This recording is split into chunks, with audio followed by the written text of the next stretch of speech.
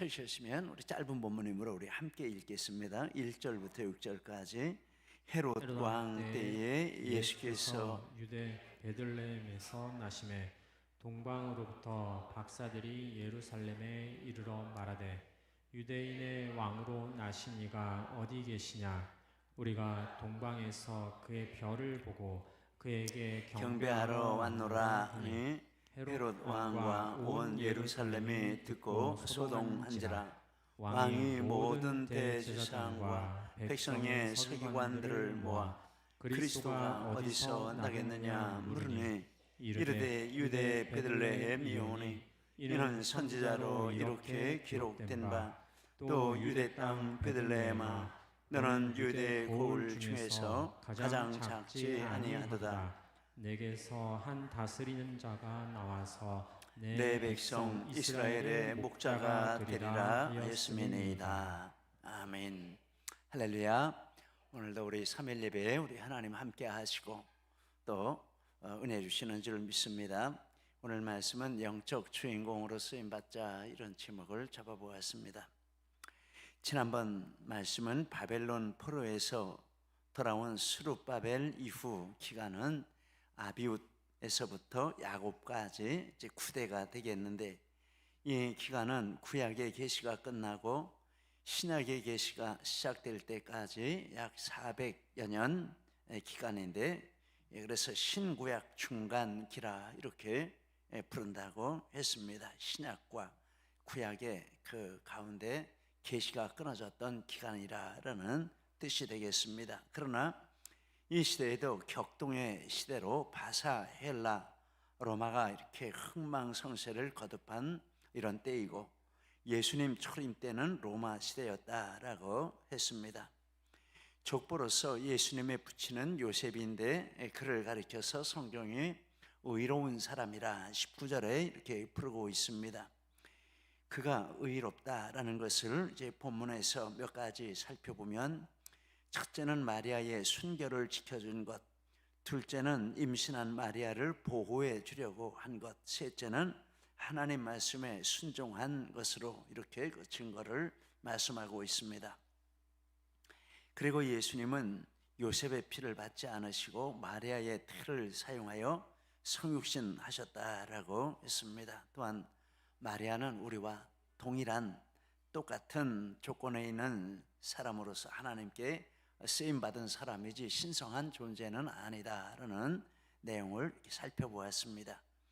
이제 이렇게 예수님이 이런 혈통을 통해서 마리아에게서 요셉의 가문에 이렇게 나셨다라는 것에 이어서 이제 출생하실 때 그 상황을 이제 2장에서는 말씀을 하고 있습니다. 먼저 그때 통치자의 이름이 나오는데 헤롯 왕이라고 합니다. 헤롯 왕 때에 예수께서 나셨다라고 합니다. 헤롯은 다음과 같습니다. 이삭의 두 아들 아브라함, 이삭, 그리고 그 아들 둘이 있는데 이삭의 두 아들 에서 그리고 야곱이 되겠습니다. 그런데 이 헤롯은 야곱에게 장자권을 팔아먹은 에서의 후손인 이 에돔 족속이라고 하는데, 에돔 족속의 사람입니다. 에돔은 이스라엘이 출애굽하여 가나안 땅으로 갈 때 자기 땅을 지나도록 허락하지 않았고, 유다가 고난 당할 때 그것을 기뻐했습니다. 그래서 이스라엘의 저주, 이스라엘의 원수, 그리고 저주의 대상으로 이렇게 여겨졌습니다. 민수기 20장 14절 이하, 시편 137편 7절, 에스겔서 25장 11절 그 외 여러 군데 성경을 보면 이 에돔은 하나님의 백성 가운데 들어올 수가 없다, 이런 말씀을 하고 원수로 이스라엘이 멸할 사람으로 이렇게 표현을 하고 있습니다. 그런데 어찌된 일인지 예수님 때 이 에돔 사람인 헤롯이 유다의 왕이 된 것으로 이렇게 말씀을 하고 있습니다. 그 헤롯치아에 예수님이 오셨다, 이렇게 말씀을 하고 있습니다. 그 과정을 살펴보니까 헬라가 이제 로마에게 멸망을 당했습니다. 그런데 헬라가 이렇게 지배력이 약해져 갈 때 유다가 헬라의 지배를 받고 있었는데 약해져가는 틈을 타서 독립운동을 일으켰고, 그래서 주전 142년부터 63년까지 약 80년간 독립왕국을 유지했습니다. 하스몬 왕가라 이렇게 부르고 있습니다. 그런데 로마가 이렇게 강성해지면서 이 하스몬 왕조를 또 정복을 했습니다. 그래서 하스몬 왕조를 무너뜨리고 유다의 권력의 공백이 생겼는데, 그 틈을 탄 헤롯 안티파터, 이 마태복음 2장의 헤롯 왕이라고 부르는 그 사람의 아버지가 되겠습니다. 안티파터가 로마의 힘을 얻어서 유다 영토를 지배하는 일을 했습니다. 그리고 본문에 나오는 이 헤롯은 그 안티파터라고 하는 사람의 아들인데 헤롯 왕이라 이렇게 부르고 있습니다. 그가 헤롯 왕이라 불리우게 된 배경을 또 보니까 아버지 안티파터의 후광으로 로마에게 유대의 왕으로 이렇게 임명받았고, 또 그에게 탁월한 능력이 있었는데 아부하는 처세술이 탁월했고 백성을 압제하고 회유하는 능력이 탁월했다 이렇게 알려져 있습니다. 그래서 로마 쪽으로는 아부하고 유대 쪽으로는 압박하고 회유하고 이렇게 했는데, 유다 백성의 마음을 얻기 위해서 그가 한 대표적인 일은 이 장대하고 화려한 성전 건축을 하는 것이었습니다. 바로 헤롯 성전, 예수님 때 바로 그 성전이 이 헤롯 성전이 되겠습니다. 그것을 건축하기 시작했습니다. 요한복음 2장에 보면 성전을 헐라 내가 사흘 안에 짓는다 이렇게 말씀하시니까, 이 성전이 지금 46년째 짓는 건데 네가 어떻게 단방 헐고 짓냐 이런 내용이 나오고 있습니다. 바로 헤롯 성전입니다. 그런데 이 성전이 얼마나 크고 으리으리하고 화려한지 이 제자들도 헤롯 성전의 이 장대함, 화려함에 매료되어서 예수님에게 그 성전을 자랑하고자 했습니다. 마가복음 13장 1절에 보면 예수께서 성전에서 나가실 때 제자 중 하나가 이르되 선생님이여 보소서 이 돌들이 어떠하며 이 건물들이 어떠합니까? 라고 했습니다. 그 제자에게 예수님이 하신 말씀이 있는데, 마가복음 13장 2절에 보면 내가 이 큰 건물을 보느냐, 돌 하나도 돌 위에 남지 않고 다 무너뜨려지리라. 5절에 너희가 사람의 미혹을 받지 않도록 주의하라 이렇게 말씀하시고, 또 마가복음 11장 17절에 기록된 바 내 집은 만민의 기도하는 집이라 칭함을 받으리라고 하지 아니하연 너희는 강도의 구려를 만들었다 이렇게 말씀을 했습니다. 민심을 회유하는 데 성공한 것이죠. 예수님을 따라다니는 제자들까지도 그 성전을 보고 와, 헤롯이 대단하다, 엄청난 사람이다, 저 사람 정도면 에돔 사람이라도 뭐 문제 없을 것 같다, 뭐 이런 생각을 했다는 겁니다. 근데 예수님은 그 중심을 이렇게 꿰뚫어 보고 헤롯 성전의 그 본 모습을 이렇게 말씀하신 것이 강도의 구렬이다라고 하고, 이런 것은 무너진다라고 이렇게 말씀을 하셨습니다. 자, 우리도 이렇게 외적인 것에 이렇게 매료당할 때가 참 많지 않습니까? 거기에 가치를 두고 또 그것을 우리도 목말라 하고 이제 이러는 경우도 얼마나 많은가 이런 생각을 하게 됩니다.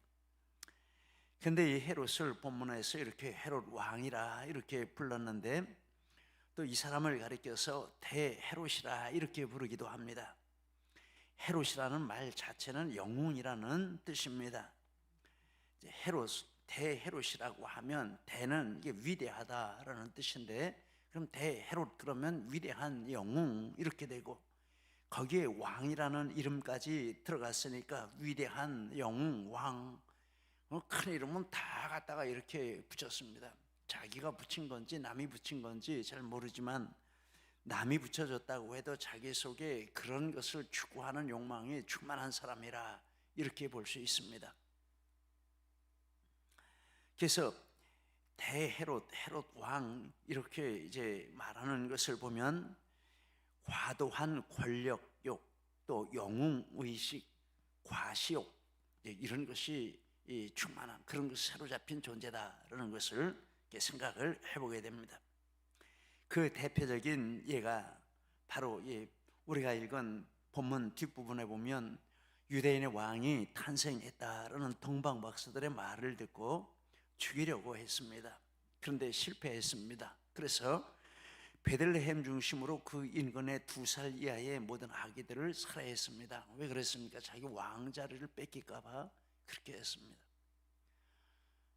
얼마나 되는지 모르지만은 굉장히 많은 아이들이 이 살해를 당한 것 같습니다. 헤롯 한 사람 자기 왕의 이런 자리를 지키기 위해서 어린 아이들, 태어난 어린 아이들을 그냥 죽이는, 무수하게 죽이는, 이것도 겁내지 않았다라는 것입니다.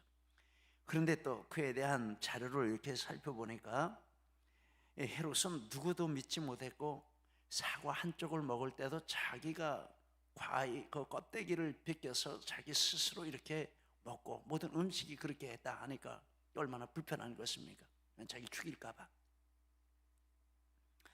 부인을 열을 두었는데 왕위를 빼앗으려 한다는 그 의심으로 부인들도 여럿을 죽이고 또 아들도 셋이나 이렇게 죽였다라고 자료에 나오고 있습니다.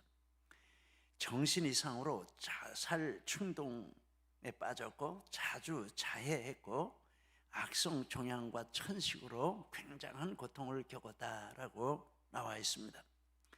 죽을 때 사지 경련으로 고통 중에 죽었는데 3번째로 자기 왕위를 탐한다는 의심이 들어서 아들을 3번째로 죽인 아들이 있는데 그 아들을 죽인 5일 후에 죽었다라고 합니다.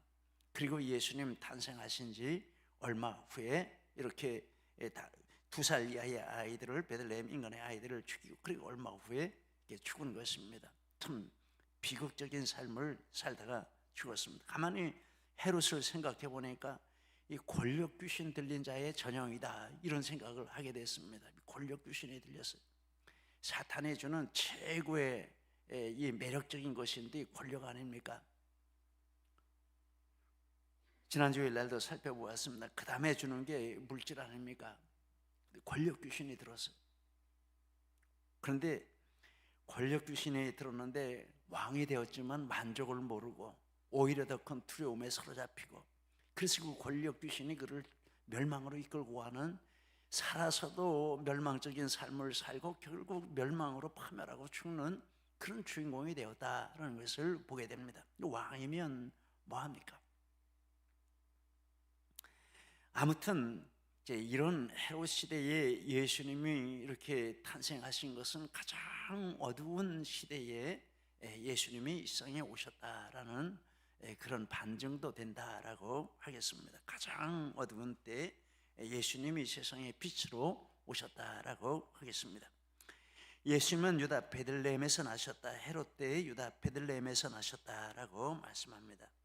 베들레헴을 성경에서 찾아보니까 몇 가지 내용이 나오는데, 야곱이 밧단 아람에서 돌아올 때 아내 라헬이 첫째는 요셉이고 둘째 베냐민을 낳고 죽은 곳이 바로 이 베들레헴이었습니다. 창세기 35장 19절에 라헬의 죽음에 에브랏 곧 베들레헴길에 장사되었고 라고 했습니다. 슬픈 이야기인데 또 기쁜 이야기도 있습니다. 룻이 나오미를 따라와서 보아스를 만나 다윗의 할아버지 오벳을 낳은 곳이 바로 베들레헴입니다. 룻기 1장 22절에 보면 나오미가 모압 지방에서 그의 며느리 모압 여인 룻과 함께 돌아왔는데 그들이 보리 추수 시작할 때 베들레헴에 이르렀더라. 4장 13절에 보아스가 룻을 맞이하여 아내로 삼고 아들을 낳은지라. 4장 22절에 오벳은 이새를 낳고 이새는 다윗을 낳았더라. 그러니까 룻은 이 다윗의 증조할머니입니다. 증조할머니. 그리고 그 낳은 오벳이 다윗의 할아버지, 그 아들이 이새, 그 아들이 다윗. 그렇게 먼 사이가 아니죠. 아마 룻이 살아서 다윗을 보았을 수도 있겠다 이렇게 생각을 하게 됩니다. 거기가 어딥니까? 거기가 이 베들레헴. 또 다윗이 왕으로 기름 부음을 받은 곳이 베들레헴입니다. 사무엘상 16장 1절에 보니까 내가 너를 베들레헴 사람 이새에게로 보내리니 이는 내가 그의 아들 중에서 한 왕을 보았느니라 하시는지라. 16장 12절 13절에 여호와께서 이르시되 이가 그는 일어나 기름을 부으라 하시는지라. 사무엘이 기름불병을 가져다가 그에게 부었더니 이날 이후로 다윗이 여호와의 영에 크게 감동되니라. 이제 다윗의 이 번적지가 거기라라는 것은 베들레헴. 그리고 메시아가 탄생할 곳으로 구약 성경에 이렇게 예언된 그런 장소이기도 합니다. 미가서 5장 2절에 보면 베들레헴 에브라다야 너는 유다 족속 중에 작을지라도 이스라엘을 다스릴 자가 내게서 내게로 나올 것이라.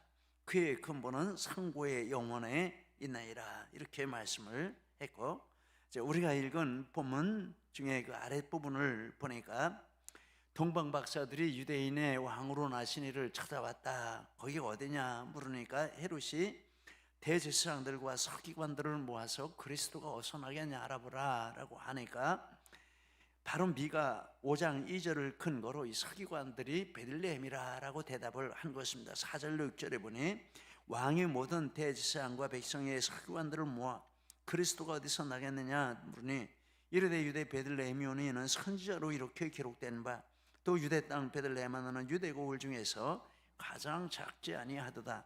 내게서 한 다스리는 자가 나와서 내 백성 이스라엘의 목자가 되리라 하였습니다. 이렇게 해서 예수님이 이렇게 베들레헴에 탄생하신 이런 배경이 되겠습니다. 베들레헴이 이런 곳이기 때문에 유다 가문의 중요한 곳이고 또 미가 선지자를 통해서 이렇게 예언된 곳이기 때문에 예수님이 다른 곳이 아닌 베들레헴에서 출생하셨다라고 보겠습니다. 그런데 예수님이 베들레헴에서 탄생하신 과정이 누가복음에 보면 아주 자세하게 나오는데 다음과 같습니다. 예수님이 출생하시던 해에 가이사 아구스도가 천하로다 호적하라라고 합니다. 누가복음 2장 1절에 그때에 가이사 아구스도가 영을 내려 천하로다 호적하라 하였으니 이 가이사라고 하는 것은 본래 황제의 성입니다. 우리나라 이씨 왕조, 왕씨 왕조, 고려는 왕씨의 왕조고 조선은 이씨의 왕조고 그러는데 예수님 출생하실 때 로마 황제의 성씨가 가이사입니다. 가이사. 그런데 가이사고 이름은 아구스도인데 이 아구스도 황제가 워낙 탁월한 황제였습니다. 황제 중에 가장 탁월한 황제다 이렇게 알려져 있습니다. 그래서 그 이후로 그의 성이 황제를 나타내는 대명사가 되었습니다. 원래는 성을 가진 성을 나타내는 고유명사인데 이제 가이사 그러면은 그 아구스도의 성씨를 나타내는 게 아니라 로마의 황제를 지칭하는 그런 이름이 되었습니다. 가이사 하면 황제라는 뜻입니다. 그런 얼마나 예수님 당대의 가이사가 위대한 이런 인물이었겠습니까? 그런데 이 가이사가 천하로 호적하라 이런 명령을 내립니다. 호적은 인구 조사를 해서 로마에 속한 모든 인구를 계수하고 또 군인을 소집할 때 그 자료를 가지고 군인을 징집하고 세금을 거둘 때 그 자료를 가지고 세금을 거두고 이 국정을 운영하는데 기초적인 자료를 얻는 것이 되겠습니다. 중요한 거죠. 루기대도 앞에서 말씀드린 대로 로마의 속국이기 때문에 이 가이사가 호적하라 하니까는 다 이제 호적 인구조사에 참여를 해야 하는데, 근데 호적은 번적지로 가서 하게 되어 있었다라고 보겠습니다. 누가복음 2장 3절에 모든 사람이 호적하러 각각 고향으로 돌아가매, 자기 고향으로. 요셉도 이렇게 호적을 하러 가야 했습니다. 그런데 요셉과 마리아는 현재 살고 있는 곳이 갈릴리 나사렛. 호적하고 나서 또 다시 갈릴리 나사렛에 가서 예수님이 장성할 때까지, 공생애를 시작할 때까지 사셨다라고 합니다. 그런데 번적은 유다 베들레헴이기 때문에 갈릴리 나사렛에서 유다 베들레헴으로 이렇게 호적을 하러 가야 하는 상황이 되었습니다. 근데 이때 요셉이 마리아를 데려다가 보호하고 있는 때였습니다. 마태복음 1장 24절 25절 요셉이 잠에서 깨어나 주의 사자의 분부대로 그의 아내를 데려왔으나 아들을 낳기까지 동침하지 아니하더니, 실제적으로 부부는 아니지만은 법적으로 이제 부부가 된 것입니다. 그래서 요셉이 마리아를 이렇게 보호하고 있는 이런 상태이고 자기 호적에 올려진 상태이고, 그래서 이 마리아를 데리고 같이 호적을 하러 베들레헴으로 갔다라는 것이 되겠습니다. 그런데 만삭의 상태로 베들레헴에 갔고 거기서 해산하게 되었습니다. 누가복음 2장 4절 7절에 요셉도 다윗의 집 족속이므로 갈릴리 나사렛 동네에서 유대를 향하여 베들레헴이라는 다윗의 동네로 그 약혼한 마리아와 함께 호적하러 올라가니 마리아가 이미 잉태하였더라. 거기 있을 그때에 해산할 날이 차서 첫 아들을 낳아, 이렇게 말씀을 하고 있습니다. 이렇게 예수님이 베들레헴에서 나셨다라는 말은 배경과 또 그 과정을 이렇게 정리를 해볼 수 있습니다. 네, 이런 배경을 이렇게 정리를 해보면서 예수님 당대의 유대의 왕이 헤롯이라는 것과 또 가이사가 이런 위대한 황제라는 것과 이런 호적을 내려서 참 이렇게 베들레헴에 호적하러 갔다가 거기서 예수님이 탄생하신 것과 이런 내용들을 쭉 이렇게 살펴보며 몇 가지 교훈을 생각하게 됩니다. 헤롯을 통해서 세상 것에 취하면 그것이 무엇이 되었던 그 마지막은 비극이다라는 교훈을 이렇게 배우게 됩니다. 꼭 권력이 아니라도 세상 것에 빠지고 취하면 그 마지막은 똑같은 결과가 된다라고 교훈을 배우게 됩니다. 그러므로 우리는 세상 것에 취하지 말고 하나님 은혜에 취하고 성령에 취하고 말씀에 취하고 사명에 취해야 되겠구나, 이런 생각을 하게 됩니다. 또 로마 황제의 호적 명령을 통해 메시아가 베들레헴에서 탄생하신다는 유언이 이렇게 성취되었습니다. 그것을 보면 하나님께서 열방과 권력자들을 통치하신다라는 것도 이렇게 분명하게 이렇게 알게 됩니다. 그 우연히 된 것 아니지 않습니까? 다 하나님이 하셨고, 갈라디아 4장 4절에 보면 때가 참에 하나님께서 그 아들을 보내셔서 사람으로 나게 하셨다. 그 때가 다 이렇게 참 그때 하나님이 보내셨는데 그게 다 하나님이 주장하신다는 것이죠. 우리는 이걸 믿습니다. 세상에 이렇게 하나님의 섭리가 가득한 것을 믿고, 당장 눈에 보기에는 인간들이 잘나고 해서 뭐 대통령도 되고 인간들이 잘나고 와서 이런 일도 하고 저런 일도 하고 그러는 것 같지만, 그러나 그 배경에는 하나님이 지고 계시고 마치 인형을 이렇게 하는 것처럼 하나님이 다 하시는 일이다라는 것을 믿습니다. 그런 하나님의 일에 참여하는 방법은 우리 성도들이 기도하는 것인 줄 믿습니다. 나라와 민족을 위해서 기도하고 위정자들을 위해서 기도할 때 하나님이 그들을 통해서 하나님이 계획하신 일을 이루시는 역사가 있을 줄 믿습니다. 당시에 크게 두 종류의 주인공이 있는데 세상적인 주인공이 있습니다. 유대에서는 헤롯 왕이고 로마 제국에서는 황제이고, 이 세상적인 주인공들이죠. 유대 그러면 헤롯 왕 이렇게 가는 거죠. 로마 그러면 가이사 이렇게 가는 거죠. 세상적인 주인공들입니다. 그러나 세상적인 주인공만 있는 게 아니라 영적인 주인공도 있다라는 사실을 성경에서 보게 되는데, 그 마태복음 또 누가복음 이 예수님 탄생 이야기에서 보는 영적인 주인공은 바로 요셉과 마리아다, 이런 생각을 하게 됩니다. 헤롯이나 가이사나 이 사람들은 이제 외적으로 이렇게 쓰임받은 사람이고, 실제로 정말 중요한 일의 핵심적인 주인공으로 쓰임받은 사람들은 요셉과 마리아다, 이런 생각을 해보게 됩니다. 그런데 세상 사람들은 어떤 주인공 되기를 원하겠습니까? 세상적인 주인공, 외적인 주인공 되기를 원하는 거죠. 그걸 열망하고 그것을 위해서 죽기를 길을 쓰고 쫓아가는 거죠. 그런데 우리가 정말 바라야 할 것은 하나님 손에 귀하게 쓰임받는 영적인 주인공이 되는 것을 바라야 한다, 이런 교훈을 받습니다. 세상의 주인공 되는 자리는 정해져 있어요. 아무나 대통령 되는 거 아니잖아요. 우리나라도 5년에 한 사람만 돼요. 잘못해가지고 쫓겨나면 조금 빨리도 될 수도 있지만 어쨌든 5년에 한 사람은 되고, 다른 나라도 마찬가지. 독재자가 죽어야지 그 다음에 독재자가 나타나고 더 어려워요. 그런데 영적인 주인공은 이거는 수가 제한이 없습니다. 자신을 정결하게 해서 하나님 앞에 드리면 하나님 앞에 다 자기가 영적인 주인공으로 쓰임받는 그런 자리에 설 수 있다라는 것입니다. 우리는 우리 하나님 앞에 요셉처럼 마리아처럼 우리 자신을 드림으로 말미암아 하나님이 우리의 삶을 영적인 주인공으로 쓰시는 이런 주인공들 다 되시기를 예수님 이름으로 축복합니다.